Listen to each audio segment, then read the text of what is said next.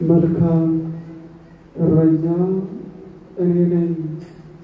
በስመ አብ ወወልድ ወመንፈስ ቅዱስ አሐዱ አምላክ አሜን። በሞተ ወልደ እግዚአብሔር በደሙ የተዋጃችሁ የእግዚአብሔር ልጆች፣ የእናታችን የድንግል ማርያም ወዳጆች ክርስቶሳውያን እንደምን አደራችሁ? እንደምን አደራችሁ? እንደምን ሰነበታችሁ? አሜን። የማይሾሙት ዘላለማዊ ንጉሥ፣ የማያበድሩት በኃይለ ጸጋ በመንግስቱ ሽረት በባህሪው ሕልፈት የሌለበት አምላካችን እግዚአብሔር በሚያልፈው ዓለም ውስጥ የማያልፍ ጸጋውን ክብሩን ሊያወርሰን ሊያጎናጽፈን የመረጠን ይችን ጊዜ ይችን ሰዓት የሰጠን የአባቶቻችን አምላክ እግዚአብሔር በድጋሚ የተመሰገነ ይሁን። እግዚአብሔር በየቀናቱ ያስተምራል፣ በየሳምንታቱ ያስተምራል፣ በየወራቱ ያስተምራል፣ በዓመታቱ ያስተምራል። እግዚአብሔር በየወቅቱ ያስተምራል።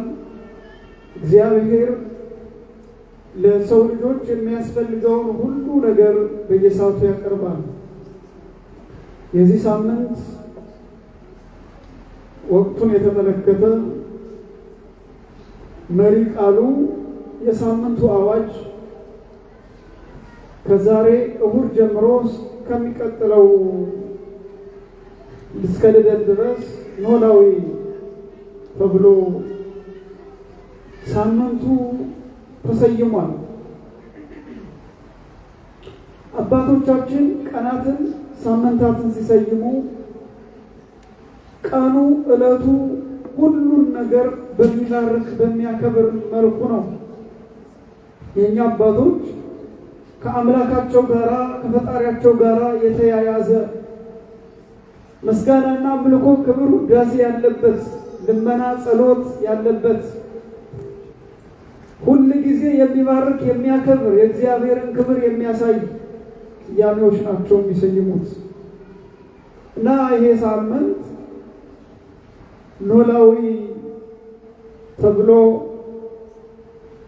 ይጠራል። እስከ ልደት ድረስ ያለው ማለት ነው።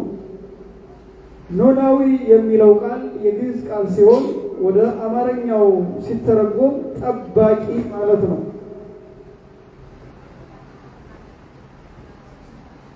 እንግዲህ ጠባቂ በተለያየ ሁኔታ ይቀጠራል። ያው ብዙ አይነት የጠባቂ አይነት አለ። በተለይ የዛሬው ትምህርት አስመልክቶ በእስራኤል ልማድና ስርዓት መሰረት መልካም የሆኑ ጠባቂዎች በጎቻቸውን ከብቶቻቸውን ተንከባክበው እንዳይገዙ እንዳይራቡ አውሬ እንዳይበላቸው ተንከባክበው ለባለቤታቸው ለጌታቸው የሚያስረክቡ የእስራኤል የጥበቃ ባህል አይነት አለ። መልካም ጠባቂ የተከበረ ነው በእስራኤል ባህል መሰረት። ስለዚህ በዛው መሰረት ኢየሱስ ክርስቶስ በአካል ወደዚህ ምድር እንደመጣ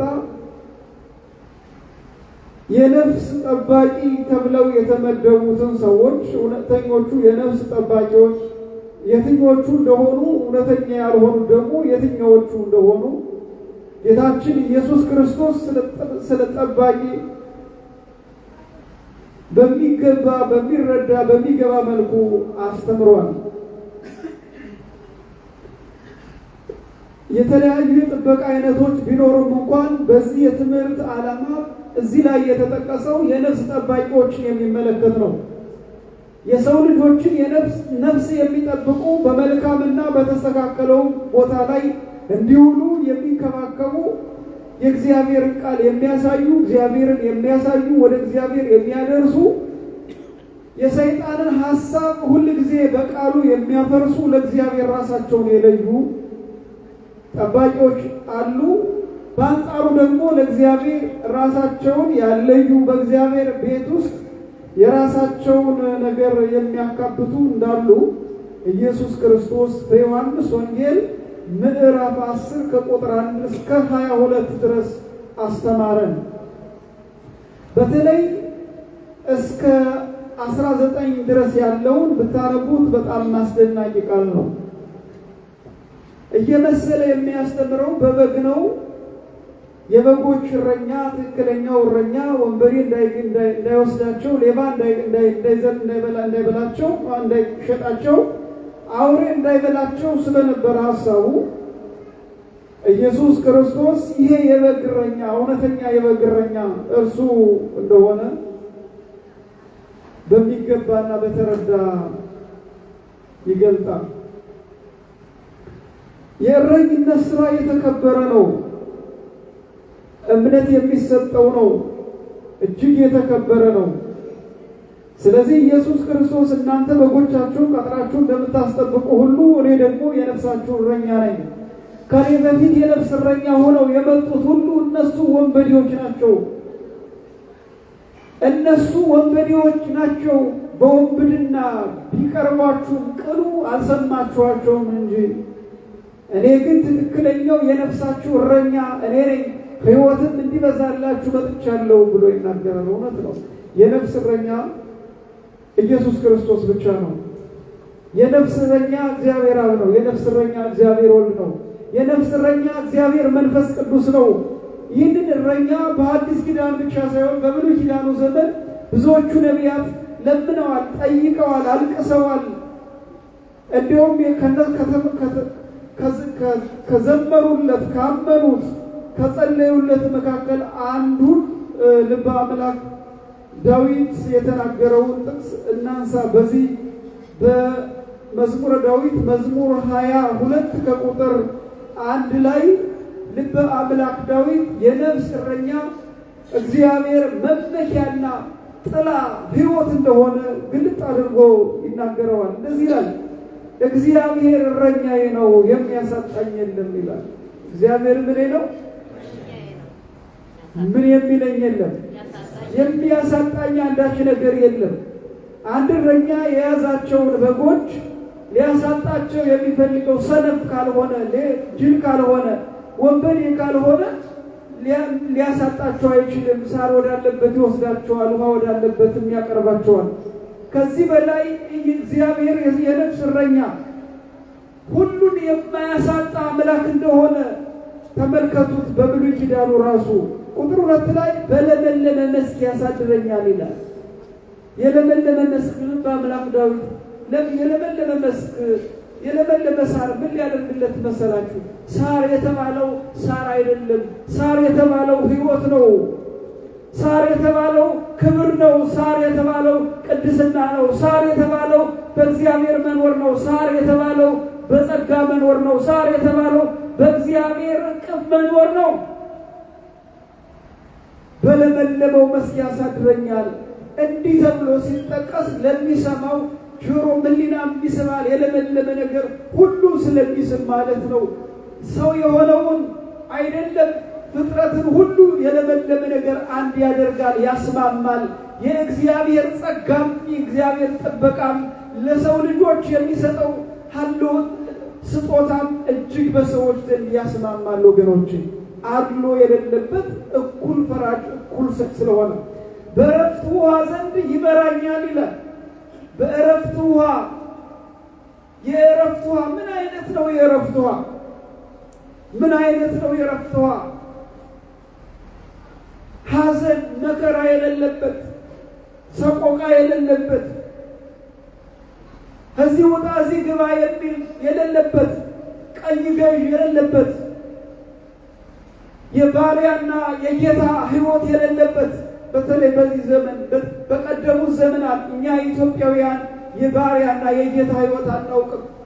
የባሪያና የጌቶችን ሕይወት እግዚአብሔር እንድናይ ያላደረገልን በቪዲዮ ሳይ እንኳን ልቤ ይሰበራል። ልቤ ይሰበራል፣ ያለቅሳል። የባሪያና የጌታ ሕይወት በጣም አስከፊ ነው። በብዙ ሰዎች ሕይወት ላይ አይተነዋል። በዚህ በሪል በሆነው ትክክል በሆነው ዓለም ውስጥ ብዙ ጊዜ የሚጠቀሱ አንዳንድ ሰዎች አሉ። የባሪያን ሕይወት የተጸየፉ የተሰቀቁ የባርነትን ሕይወት የተሰቀቁ እንደነ ማኅተመ ጋንዲ ያሉ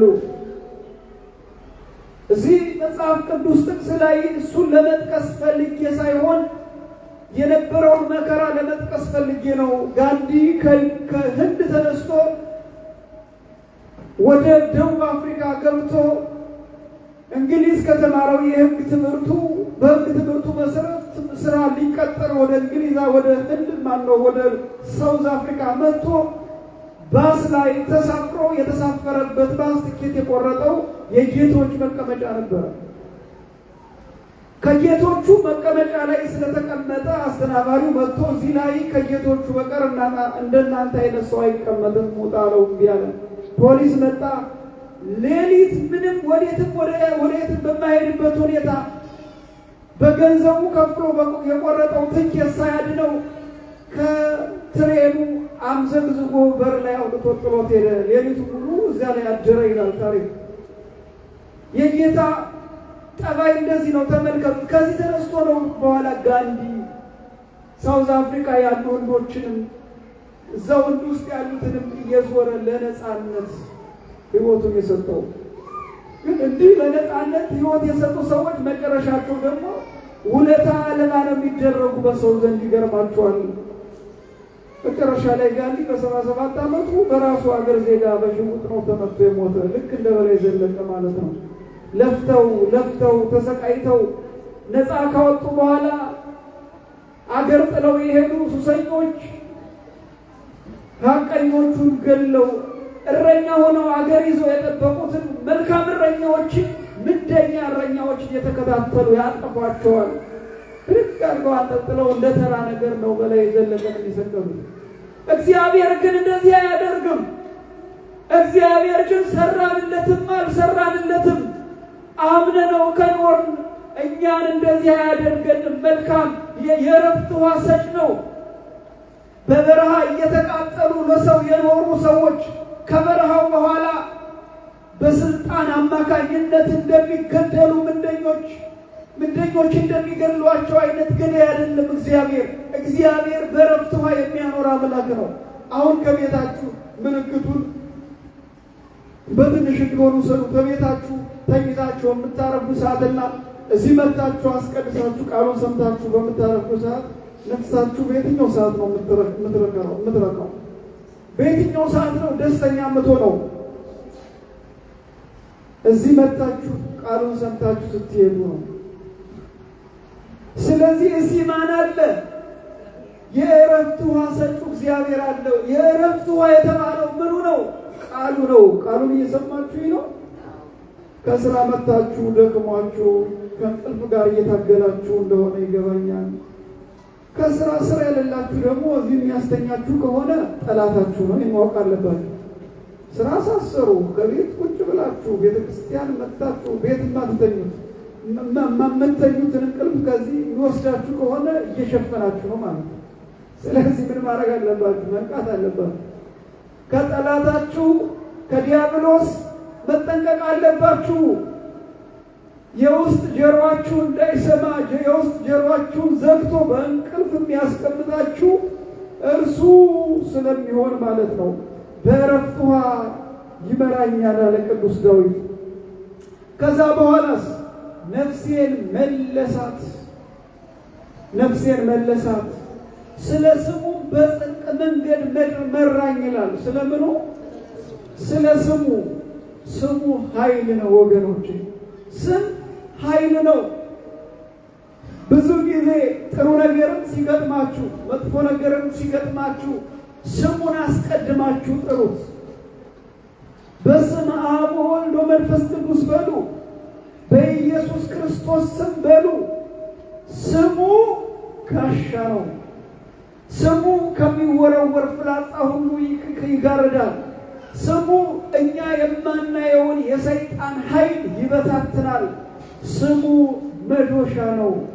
ስሙ ሞገስ ነው። ስለ ስሙ ብቻ ብሎ ይመራኛል ይላል። ጽድቅ ባይኖረኝም ማለት ነው። በሞት ጥላ መካከል እንኳን ብሄድ አንተ ከኔ ጋር ነህና ክፉን አልፈራም።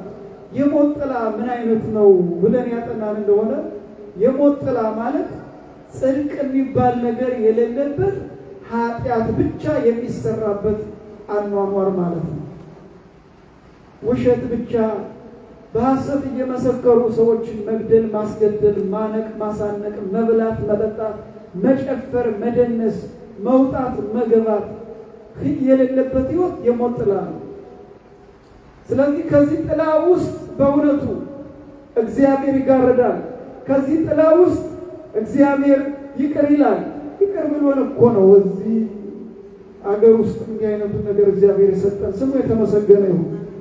በየትኛውም የሞት ጥላ የትኛውም ሞት ያለበት ሀገር ብትሄዱ ታምር ታደርጋላችሁ። ከእግዚአብሔር ጋር ያሉ ልጆች፣ ከእግዚአብሔር ጋር ያሉ ሰዎች ታምር ያደርጋሉ። ስሙን በውስጣቸው በላያቸው በሕሊናቸው አጸድ የተከሉ ያጸደቁ ያለመለሙ በየትኛውም ሀገር ቢሄዱ እየባረኩ ይሄዳሉ። ለምሳሌ ማስረጃ ነው፣ ምሳሌ አይደለም። በመዝሙረ ዳዊት ላይ ምን ተብሏል? ኖላዊ ሆሙ ለእስራኤል አጽም ዘይርዮሙ ከማባጋ ዮሴፍ።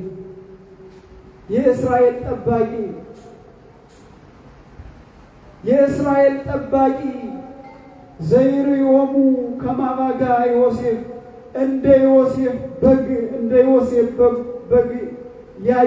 ያያቸው የዮሴፍን በግ ያያቸው ዘይነብር ላይ ለኪሩቤል አስተራዬ፣ በኪሩቤል ላይ አሳየ ተብሎ ይነገራል። ጌታችን አምላካችን መድኃኒታችን ኢየሱስ ክርስቶስ በኪሩቤል ላይ ሆኖ በዙፋኑ ላይ ሆኖ ታይቷል።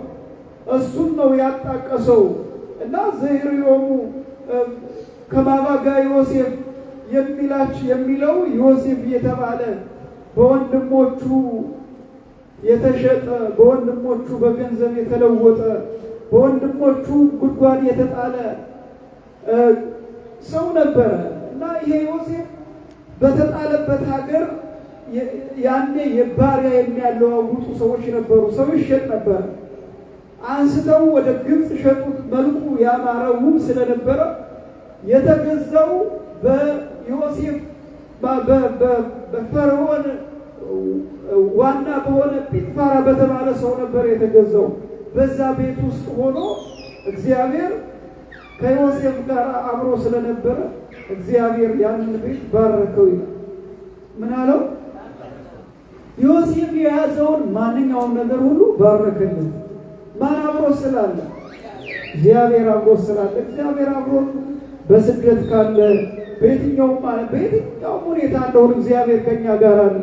በቤታችን አለ፣ በመኝታችን አለ፣ በስራ ቦታችን አለ፣ በምንንቀሳቀስበት እግዚአብሔር በሁሉ ነገራችን አለ። ለዛ ነው ዮሴፍ ሁሉን ነገር ኃላፊነት ተሰጥቶት ጌታው ኃላፊነት ሰጥቶት መጨረሻ ላይ ግን ያልሰጠው አንድ ነበረ። እሱም ትዳሩ ባለቤቱን ነው። ባለቤቱ በመጥፎ ነገር ተነሳችበት ያማረ ስለነበረ እሱ ግን አይሆንም አላት። የንጉሱ ከአንቺ ውጪ ሁሉን ሰጥቶኛል፣ አንቺን ግን አልሰጠኝም፣ ይህንን አላደርገውም፣ እምነት አላጎልም አለ። በፍጹም አይሆንም ብላ ስትለው እንዲህ አለ ዮሴፍ፣ በእግዚአብሔር ፊት መጥፎ ነገር ሰራ ዘንድ የሚገባ አይደለም አላት። ከዛ በኋላ የራሷን መንገድ ሄደች።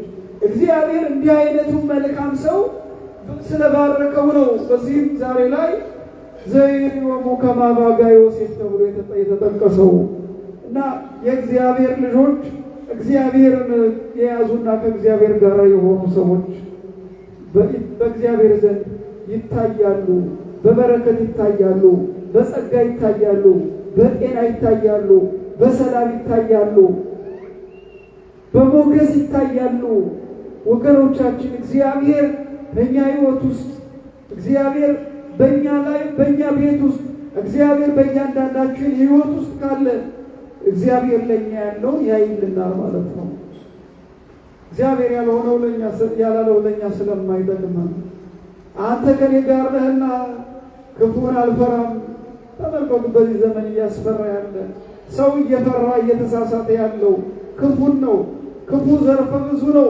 ከክፉ ሰው፣ ከክፉ ዘመን፣ ከክፉ ሀገር፣ ከክፉ አኗኗር፣ ከርሱ ሁሉ ሰዎች ይታደገናል ብለው የሚፈልጉ የሚያስቡት በስልጣን ውስጥ ያለ በተለያየ ነገር ያለ ሊሆን ይችላል። ነገር ግን ወገኖቼ እግዚአብሔርን የሚፈሩ ሰዎች እንደሱ አይደለም የሚያስቡት። እግዚአብሔር ከነሱ ጋር ከሆነ ከክፉ እንደሚታደጋቸው ነው። ዮሴፍን ከክፉ የታደገው እግዚአብሔር ነው። ዮሴፍን የጠበቀው እግዚአብሔር ነው። እኛም ዛሬ እየጠበቀን ያለ እግዚአብሔር ነው። አምላካችን ስሙ የተመሰገነ ይሁን። በትርና ምርኩዝ እነርሱ ያጽናኑኛል። በትር ክብር ነው፣ ኃይል ነው፣ ሞገስ ነው። ሞገስ በፊቴ ገበታን አዘጋጀልኝ፣ የምመገበው የዕለት ምግቤን ሰጠኝ። በጠላቶቼ ፊት ለፊት ራሴን በዘይት ቀባ። እንድሞት እንድጠፋ በክብር እንዳልኖር በሚመኙኝ ሰዎች ፊት ጸጋን ሰጠኝ ማለት ነው። ራሴን በዘይት ቀባ። ዘይት ክብር ነው፣ ጸጋ ነው፣ ቅባት ነው። ጽዋዬም የተትረፈረፈ ነው። በአንተ ዘንድ የምትሰጠኝ በረከቴ ማለት ነው። ቸርነትና ምሕረት በሕይወቴ ዘመን ሁሉ ይከተሉኛል። ቸርነት እግዚአብሔር ለሰዎች ያለ ገደብ የሚሰጠው ምሕረት በእኛ ሕይወት ውስጥ የሚመጣውን መዓት የሚያስቆም እነሱ ሁሉ ከኔ ጋር ናቸው። በእግዚአብሔር ቤት ለዘላለም እኖራለሁ ይላል። ክብር ለአምላካችን ይሁን። በእግዚአብሔር ቤት ለዘላለም ምን እላለሁ? ለዘላለም እኖራለሁ። በእግዚአብሔር ቤት ሁላችንም ለዘላለም እንኖር ዘንድ ፈቃዱ ይሁንልን። እንግዲህ ይህንን የሚለው የእረኛና የጠባቂና የተጠባቂውን ሕይወት ነው እዚህ ላይ በኦሪቱ ያየነው። በአዲሱ ስንመጣ ደግሞ ያው የዮሐንስ ወንጌል ምዕራፍ 10 ነው። ቤት ገብታችሁ እንድትመለከቱ ሁለት ሰዎች አሉ፣ መልካም የሚሰሩ ሰዎች፣ መልካም ጠባቂዎች። እንደገና ደግሞ ምንደኛ ጠባቂ። ምንደኛ ማለት በገንዘብ ካልተቀጠረ ምንም አይነት የእግዚአብሔርን ቃል መናገር የማይፈልግ፣ ገንዘብ ካልተሰጠው ምንም አይነት ማገልገል የማይፈልግ፣ ገንዘብ ካልተጣለለት ምንም አይነት ለእግዚአብሔር ጸጋ ነው ብሎ የማያምን ቅጥረኛ ማለት ነው። ገንዘብ ሲሰጠው ይመጣል፣ ይሰራል። ገንዘብ ሲከለከል ደግሞ ጥሎ ይሄዳል። ይሄ ነው ምንደኛ ማለት። ይሄ ነው ቅጥረኛ ማለት። ይሄ ነው ሀልዎተ እግዚአብሔር ከእርሱ የሌለው እንደሆነ በገንዘብ ኃይል ብቻ የሚንቀሳቀስ ምንደኛ እንደሆነ። ይሄ ምንደኛ ደግሞ ጠባቂ ቢመስልን እንኳን ጠባቂ አይደለም ነው። ገፋፊ ነው። የሰዎችን ደም የሚመጥ ነው። በእግዚአብሔር ቤት ውስጥ አስመስሎ የሚኖር ነው። ይህንን መንፈስ ዛሬ እናያለን። በየአብያተ ክርስቲያናቱ ተሰብስቦ ያለው ሌባ ነው፣ ገፋፊ ነው። ህዝቡ ከስቶ ወፍሮ የሚሄድ ህዝቡ ጫማቶ መኪና የሚቀያይር ምንደኛ። ይህንን ነው ኢየሱስ የተናገረው። ስማኝ፣ እውነት እውነት እልሃለሁ ወደ በጎች በረት በበሩ የማይገባ በሌባ መንገድ የሚወጣ እርሱ ሌባ ወንበዴ ነው። ምንድን ነው አለ? ሌባ ወንበዴ። በትክክለኛው በረት በክርስቶስ ፍቅር የማይኖር ያለውን የክርስቶስ ፍቅር ለመስበክ ፈቃደኛ ያልሆነ ሌባ ወንበዴ ነው። በበሩ የሚገባ ግን የበጎች እረኛ ነው። ለእርሱ በረኛ ይከፍትለታል፣ በጎቹም ድምፁን ይሰሙታል። ራሱንም በጎች በየስማቸው ጠርቶ ይወስዳቸዋል። የራሱንም ሁሉ ካወጣቸው በኋላ በፊታቸው ይሄዳል። በጎቹም ድምፁን ያውቃሉ፣ ይከተሉታል። ከሌላው ግን ይሸሻሉ እንጂ አይከተሉትም፣ የሌሎችን ድምፅ አያውቁምና። ኢየሱስ ይህንን ምሳሌ ነገራቸው። እነርሱ ግን የነገራቸው ነገር ምን እንደሆነ አላስተዋሉም። ኢየሱስም ደግሞ አላቸው፣ እውነት እውነት እላችኋለሁ እኔ የበጎች በር ነኝ።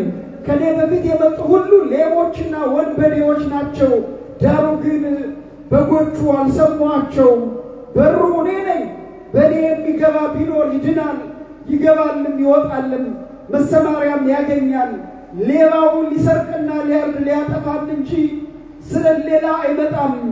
እኔ ሕይወት እንዲሆንላችሁ እንዲበዛላችሁ መጣሁ። መልካም እረኛ እኔ ነኝ። መልካም እረኛ ነፍሱ ስለ በጎቹ ያኖራል። እረኛ ያልሆነው በጎቹን የእርሱ ያልሆኑ ሙያተኛ ቅጥረኛ ማለት ነው። ግን ተኩላ ሲመጣ ባየ ጊዜ በጎቹን ትቶ ይሸሻል። ተኩላም ይነጥቃቸዋል፣ በጎቹንም ይበትናቸዋል። ሙያተኛ ስለሆነ ለበጎቹ ስለማይገደው ሙያተኛው ይሸሻል። መልካም እረኛ እኔ ነኝ። በሞት ውስጥ የማይሸሸው ያሸሸው ኢየሱስ ክርስቶስ ብቻ ነው።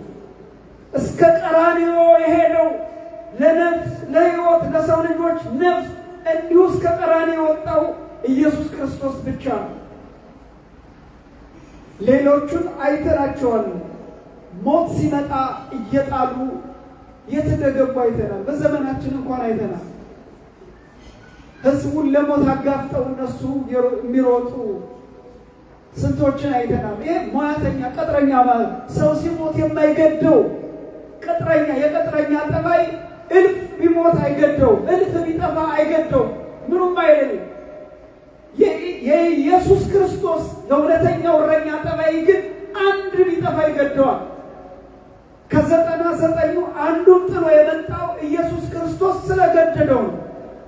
99 አለው እኮ አይደለም። አንዱን ጥሎ የመጣ የአንዱ ነፍስ ገዶት ነው። ለዚህ ነው መልካም እረኛ እኔ ነኝ ያለው። እንደ መሐመድ አንዱን እየገደለ እያስገደለ ሌላውን እያዳነ አይደለም ኢየሱስ የመጣው።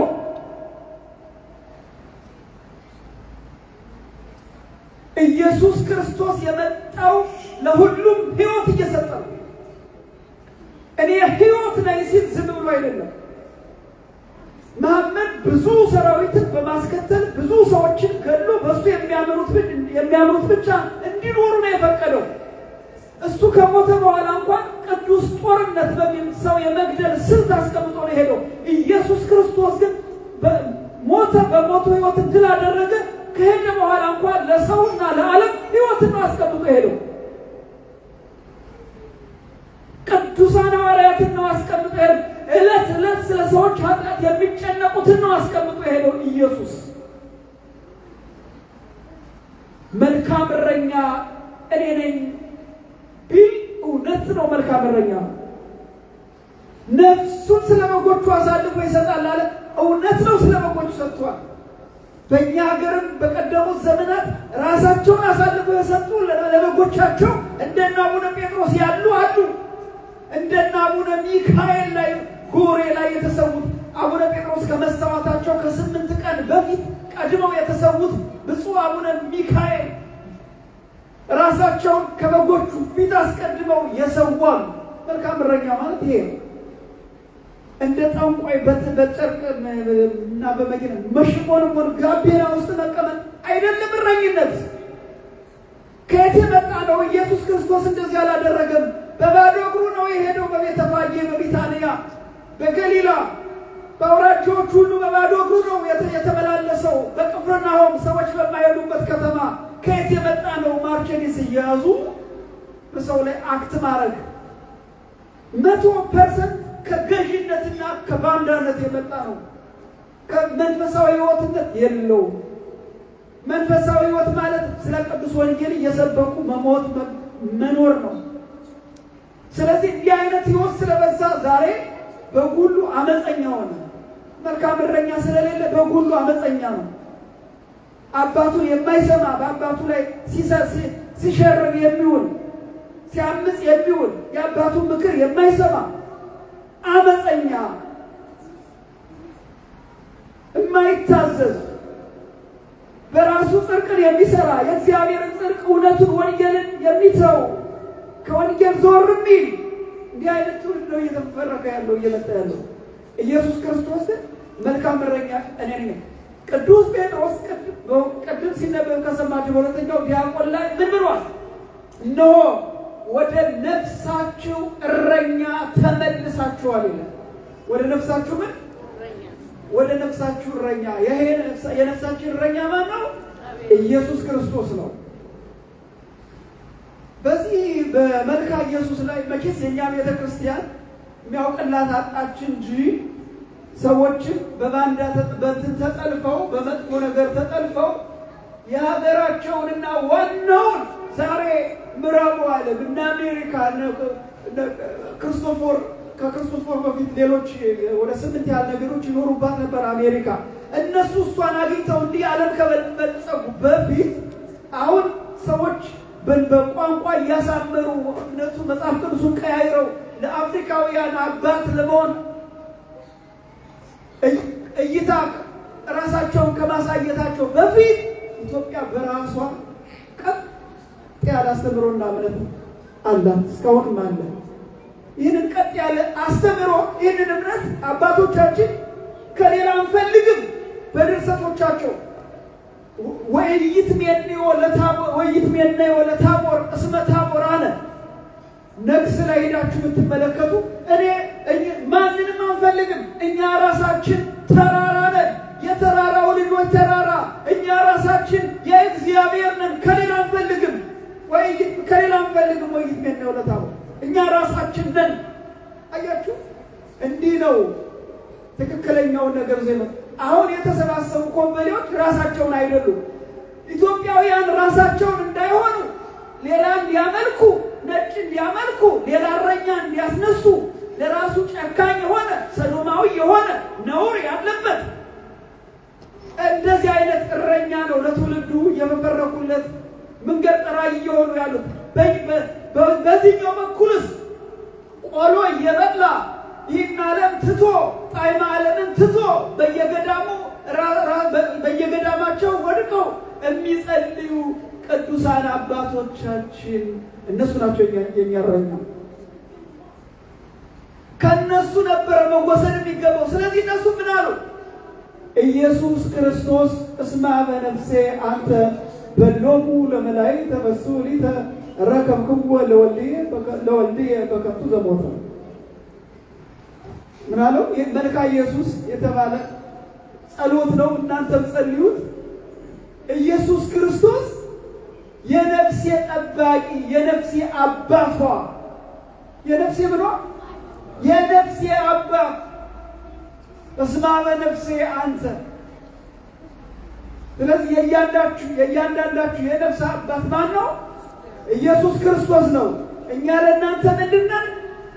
አስተማሪዎች ነን፣ እረኛ ነን፣ ቃሉን የምንነግራችሁ ነን። ነፍሳችሁን የፈጠረ ማን ነው? ኢየሱስ ክርስቶስ ነው። ኢየሱስ ክርስቶስ ማ በነፍሴ አንተ።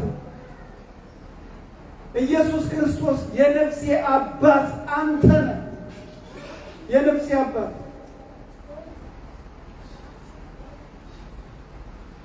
እና ቅዱስ ጴጥሮስም ወደ ነፍሳችሁ እረኛ ተመልሳችኋል ብሏል። የነፍሳችን እረኛ አምላካችን ኢየሱስ ክርስቶስ ነው።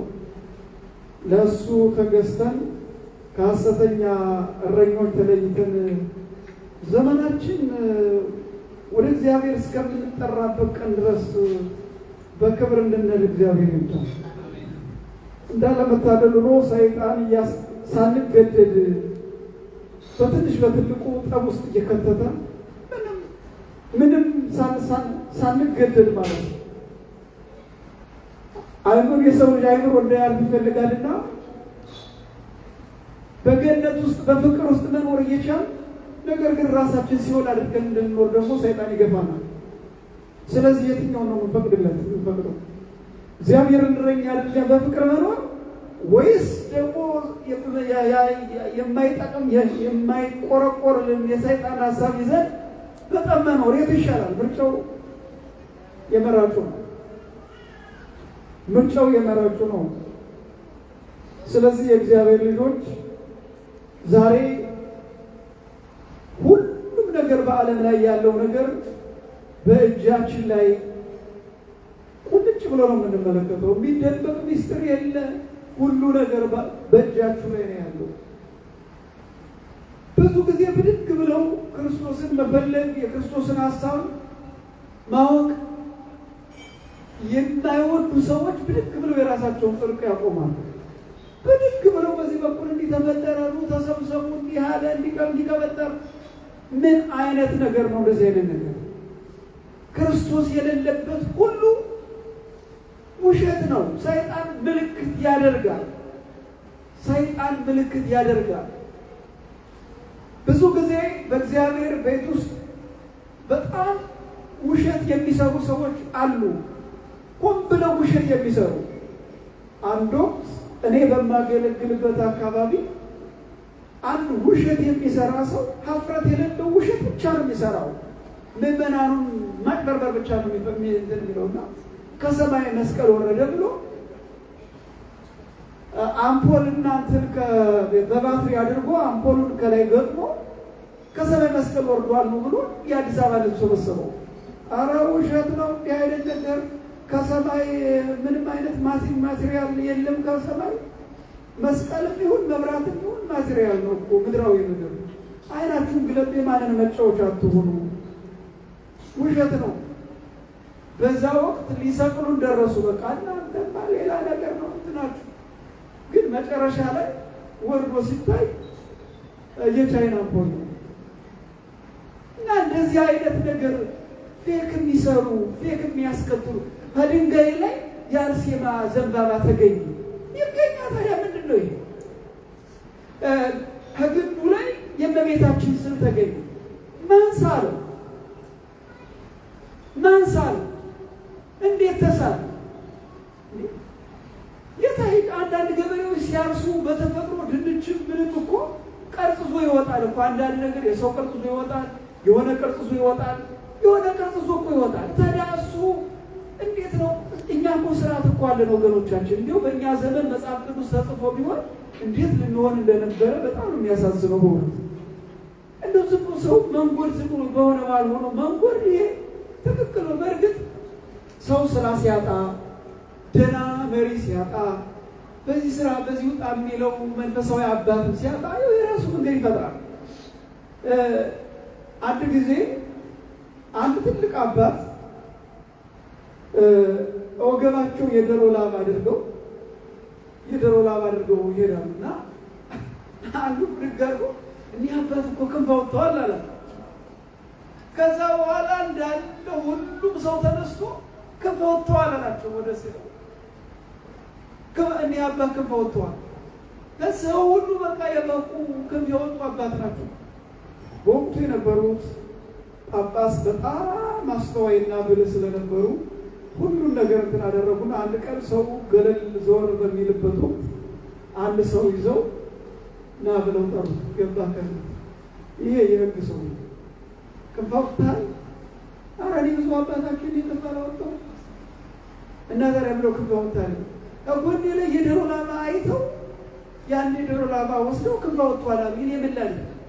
ከዛ ይሄ ህዝብ የሚገባ አይደለምና ሄድና ብለዋል አሉ ይባል። አይገባውም ሄድና ብለው እንዴት በዶሮ ላባ ተፈጥሮ ውስጥ እግዚአብሔር እኮ ሰውን ሲፈጥር እንዴት አድርጎ ነው የፈጠረው? ከተፈጥሮም ከእምነትም ሳንርቅ ቤተ ክርስቲያኒቷ የሰጠችንን ስርዓት ይህን የምናገረውን ገና ወደፊት የሚመጣ የታምር የማዕት ስላለ ነው። ገና ታምርና የሃይማኖት ጭቅጭቅ ሲነሳ ዕለተ ምጽአት እንደቀረበ ማወቅ ያስፈልጋል። እውነተኛው ነገር ወደ መጥፋት እንደተቃረበ ያስፈልጋል። አሁን በግሪክ ዘመን ይሄ በቆስጠንጢኖስ ዘመን ክርስቲያን የነበሩት አለ። በኋላ ክርስትናውን ትተው በየገበያው ሲሄዱ ይሄኛው ስዕል ከዚህኛው ስዕል ይሄኛው ስዕል እኮ በጥቁር ነው ምሳሌ ነበር። አይ ይሄኛው በቢጫ ከዛ ከአብና ከወልድ ማን ይበልጣል? እንዳለ ሱቅ ሊገዛ የሚሄደው ሁሉ እንደዚህ ይጨቃጨቅ ነበር። መጨረሻ ላይ እንደዚህ ስል ያኛው ሰውዬ በሰይፍ እንዳለ ኃይሉን አጠናክሮ በሰይፍ መጥቶ እስያንና ቱርክን በሙሉ ቤተክርስቲያኑን ለምልክት አስቀርቶ ወረሩ። አባቶች ግን ሲጨቃጨቁ የሚውሉት በስዕል፣ በከለር፣ በበጀት ነበር እና ዛሬም የዚህ ዘመን ሳየው ከዚህ ውጭ ምንም ነገር የሚታይ ነገር የለም። ስለ ወንጌል እንዲሁ በመንፈስ በእናንተ ስብሰባ ቁጭ ብላችሁ ስለ ወንጌል እንዲሁ መከራችሁ ውስጥ ይታወቃላችሁ። ረጅም ጊዜ ቁጭ ብላችሁ ጊዜ ወስዳችሁ ይህ መሰበክ አለበት፣ ወንጌል ለመስበክ ደግሞ በጀት መበጀት አለበት፣ ህፃናቱ መማር አለባቸው ብላችሁ እንዲሁ ለወንጌል ቦታ ሰጥታችሁ ቁጭ ብላችሁ ተወያይታችሁ ታውቃላችሁ? የለም። ቤተክርስቲያኒቷም እንደዚህ አይነት ስሙ አለ፣ ነገር ግን ቦታ ሰጥተው አታውቁም። ለምን? ቦታ ከተሰጠ ብዙ ነፍሳት ያመልጣሉ። ሰይጣን ደግሞ አይፈልግም። አሁን መሿሿም፣ መኳኳል፣ ደና በጀት ማለት ነው እና እያልኩ ያለው ብዙ አይነት ምልክት በምድር ላይ ይመጣል። ምልክት እምነት አይደለም፣ ምልክት ሃይማኖት አይደለም። ከሰማይ ከወረደው በቀር ወደ ሰማይ የሚመጣ የለም። እንደገናም ደግሞ በመጽሐፍም የተነገረ መላእክት ቢሆኑ እንኳን መልአክ ነን ብለው የሚሰብኩ ሰዎች ስለነበሩ ቅዱስ ጳውሎስ ምን አለ? እኛ ካስተማርናችሁ ወንጌል ውጭ የሰማይ መላእክት እንኳን ቢሆኑ እንዳያሰሙ አላቸው። የገላትያን መጽሐፍ እቤት ገብታችሁ ስትሉ የቤት ስራ ነው፣ ሁላችሁም ማለት ነው። ገላትያ ምዕራፍ 1 ሙሉ ስታነቡት ገላትያ ማለት አሁን የተወረረችው ቱርክ ማለት ነው። ቱርክ የወረረችው እኛ ከሰበክንላችሁ ወንጌል ውጭ ሌላ ከሰማይ እንኳን መልአክ ቢመጣ አትስሙ። አያችሁ፣ መልአክ መስሎ አልመጣም እንጂ አሁን እንዲሁ ልብስ ለብሰው እንደዚህ የሆነ የኦርቶዶክስ እንትን እያስመሰሉ ነው እየመጡ ያሉ። በፖለቲካውም እኮ እየነገሯችሁ ነው፣ አሰሙም እንጂ ኦርቶዶክሱ መስላችሁ ገብታችሁ እንዲያርጉ እያሏችሁ እኮ ነው። ግን አሰሙ ዋጋ ነው። እደብራችሁ ላይ ያለውን ካህን ጠይቁ መዳን ከፈለጋችሁ። እደብር ላይ ያለውን ካህን ተቃርኖ ቆሞ ሌላ ሰው ከጎን መሰብሰብ ይሄ መጥፊያ ነውና ተጠንቀቁ። መቼስ የእኛ ስራ መናገር ነው። የምስክር ስራ ያየውን መመስከር ነው አይደለም? የምስክር ስራ ምንድን ነው? ስራው ያየውን መመስከር ነው። አትጨነቁ፣ ነፍሳችሁን አታስጨንቁ። ነፍሳችን የዳነችው ክርስቶስ ቀራንዮ ላይ ሲሰቀል ነው። በቃ በቀራንዮ ላይ የተሰቀለውን አምላክ እሱን አምናችሁ አልቅሳችሁ ለኔ ነው ያፈሰስከው ደሙን የቆረስከው ብላችሁ አምናችሁ በግላችሁ ሲሆን ካህኑ ጋር ነው አለያ ደግሞ አልቅሳችሁ ጠይቁት፣ ትድናላችሁ። ከዚህ ውጭ ራሳችሁ እንዳትገሉ ቤተክርስቲያን እዚህ አይነት ትምህርት የለም። ሐዋርያት አላስተማሩ። እውነተኛው እረኛ ኢየሱስ ክርስቶስ ነው። የእረኛ ትምህርት ስለሆነ ነው ዛሬ ብዙውን እየዞርኩ ምነግራችሁ። እዚህ መድረክ ላይ መታችሁ እስካላችሁ ድረስ እኔ የማስተምረው ከቃሉ ጋር እያያዛለሁ። ከራሴ አንድም አመጥቼ የምናገረው ነገር የለም። የተናገርኳቸው በሙሉ ከመጽሐፍ ቅዱስ ከሥርዓተ ቤተ ክርስቲያን ከአባቶቻችን ትውፊት ከድርሰት ነው የጠቀስኳቸው። እነዚህም ደግሞ መድረክ ላይ እስከ ቆምኩ ድረስ በየትኛውም ዘመን ስሰብክ ነው የኖርኩት። አሁንም እሰብካለሁ። ወይ አትገቡ ወይ አታስገቡ በር ላይ ቆማችሁ እየተባሉ አሉ።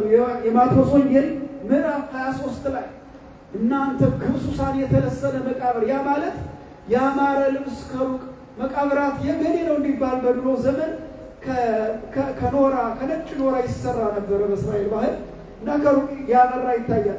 የተለሰነ መቃብር በውስጡ ግን የሞተ አጥንት ያለባችሁ ብሎ ውሸተኛ አስተማሪዎችን ኢየሱስ ክርስቶስ ዘርፏል፣ ገስጿል። ዛሬ የተለሰነ የልብሱ አይነት ታዩት ኩታራው ሁሉ መኩነስነስ ነው፣ መልበስ ነው። ነጋዴው በቃ የማያቀርበው የልብስ አይነት የለም። የጳጳሱ የለ፣ የቄሱ የለ፣ ደንበር የለው። በቃ ግራ የተጋባ ከልካይ የሌለበት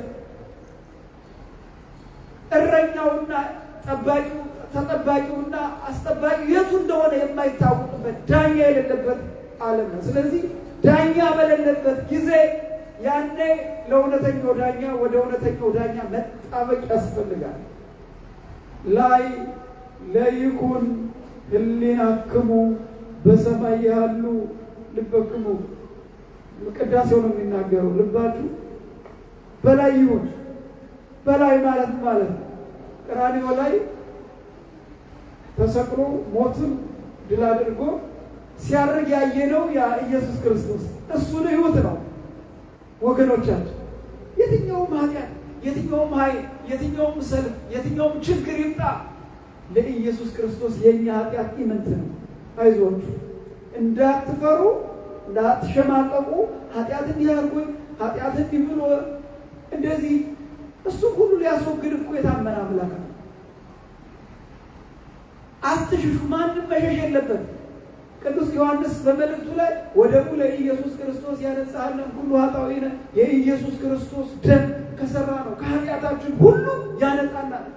በንስሐችን በሰራ ነው በኃጢአታችን ብንናዘዝ ከአመፃ ሁሉ ይቅር ሊለን የታመነ አምላክ ነው ይላል። በሰራነው ምን ብንናዘዝ በሰራነው አመጽ ብንናዘዝ ይቅር ሊለ ከአመጻ ሁሉ ይቅር ሊለን የታመነ አምላክ ነው። ማን? እግዚአብሔር።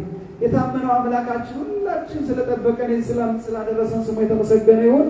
አባታችን ሆይ በሰማያት የምትኖር ስምህ ይቀደስ፣ መንግሥትህ ትምጣ፣ ፈቃድህ በሰማይ እንደሆነች እንዲሁም በምድር ላይ ትሁን። የዕለት እንጀራችንን ስጠን ዛሬ፣ በደላችንን እኛ የበደሉንን ይቅር እንደምንል፣ አቤቱ ወደ ፈተና አታግባን